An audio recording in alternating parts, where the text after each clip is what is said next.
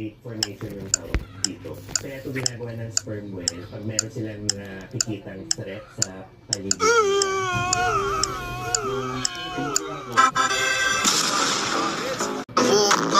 Aquatic resources. Balak daw pag-aralan ang insidenteng ito. Meron po talagang sightings of mga whales and dolphins sa area na yun. Mga ilang years ago, meron po mga nasa stranded dyan na mga dolphins. Paalala naman nila, sakaling makakita ng ganito kapambihirang phenomenon, ang ganitong mga kamanghamanghang tagpo, nagpapaalala sa atin na dapat nating pangalagaan at protektahan ang kalikasan.